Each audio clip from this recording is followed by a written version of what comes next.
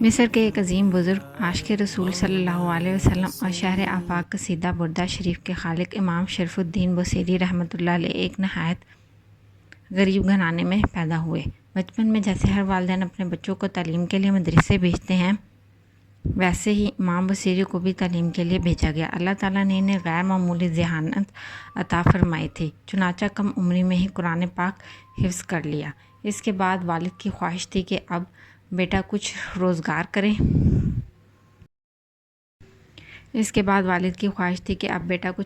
کرے تاکہ گھر کی غربت کم ہو سکے، مگر امام بصیری کے دل میں علم کی پیاس ابھی باقی تھی۔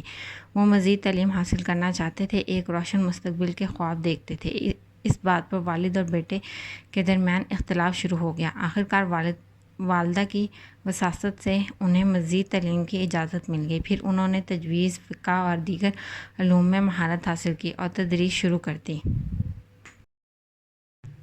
ابتدا میں وہ دنیاوی کامیابیوں کی طرف مائل تھے۔ شاعری کا غیر معمولی ملکہ اللہ تعالیٰ نے انہیں عطا فرمایا تھا۔ وہ بادشاہوں کے قصیدے لکھتے، شعراء کی اصلاح کرتے اور درس و تدریس سے وابستہ رہے۔ ایک دن وہ کہیں جا رہے تھے کہ ایک اجنبی شخص نے روک کر صرف ایک سوال کیا، کیا کبھی محمد صلی اللہ علیہ وسلم کی شان میں بھی کچھ لکھا ہے؟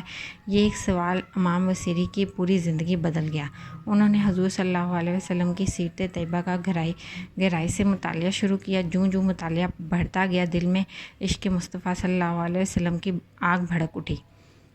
وقت گزرتا گیا اور محبت ایسی بڑھی کہ دنیا کی ہر محبت ماند پڑ گئی۔ اسی دوران انہیں فالج کا شدید حملہ ہوا اور وہ بستر سے لگ گئے۔ 15 سال اسی حالت میں گزر گئے۔ ایک رات انتہائی دل گرفتگی کے عالم میں انہوں نے سوچا، زندگی بھر دنیا کے بادشاہوں کی تعریف لکھی، آج کیوں نہ اس محبوب صلی اللہ علیہ وسلم کی شان میں لکھوں جن کے سامنے دنیا کے تمام بادشاہوں کی کوئی حیثیت نہیں۔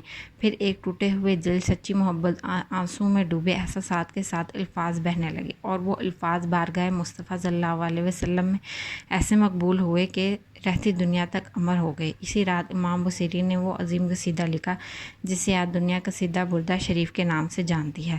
جب قصیدہ مکمل ہوا تو آپ سو گئے۔ خواب میں دیکھا کہ حضور صلی اللہ علیہ وسلم تشریف لائے ہیں اور فرما رہے ہیں، اٹھو بصیری۔ امام بصیری عرض کرتے ہیں، یا رسول اللہ، میں کیسے اٹھوں، میں تو فالج زدہ ہوں۔ آپ صلی اللہ علیہ وسلم نے شفقت سے اپنا دست مبارک ان کے جسم پر پھیرا اور فرمایا، اٹھو اور مجھے وہ سناؤ جو تم نے لکھا ہے۔ امام بصیری فوراً اٹھ بیٹھے اور جھوم جھوم کر پڑھنے لگے، مولایا صلی وسلم دائما ابدا علی حبیبک خیر الخلق کلہم۔ اے اللہ، اپنے محبوب مصطفیٰ صلی اللہ علیہ وسلم پر ہمیشہ ہمیشہ رحمتیں اور سلام نازل فرما۔ وہ پڑھتے جاتے تھے اور حضور صلی اللہ علیہ وسلم محبت سے سماعت فرماتے جاتے تھے۔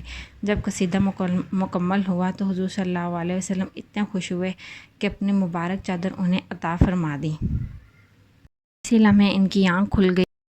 انہوں نے دیکھا کہ وہ چادر حقیقت میں ان کے پاس موجود ہے۔ وقت تہجد کا تھا۔ وہ حیرت سے اٹھے تو محسوس ہوا کہ 15 سال پرانا فالج مکمل طور پر ختم ہو چکا ہے۔ وضو کیا اور مسجد کی طرف روانہ ہو گئے۔ راستے میں ایک فقیر نے آواز دی، وہ قصیدہ ہمیں بھی سنا دو جس کے بدلے یہ چادر ملی ہے۔ امام بصیری حیران رہ گئے، کیونکہ یہ راز تو صرف وہ اور ان کے آقا صلی اللہ علیہ وسلم جانتے تھے۔ کہتے ہیں قصیدہ بردہ شریف میں 100 سے زیادہ اشعار ہیں، مگر کسی شعر میں بردہ یعنی چادر کا لفظ موجود نہیں، مگر چونکہ حضور صلی اللہ علیہ وسلم نے اپنی مبارک چادر عطا فرمائی، اسی نسبت سے یہ قصیدہ بردہ شریف کہلایا۔ اور جس کلام کو آقا محمد صلی اللہ علیہ وسلم قبول فرما لیں، پھر قیامت تک اس کی خوشبو باقی رہتی ہے۔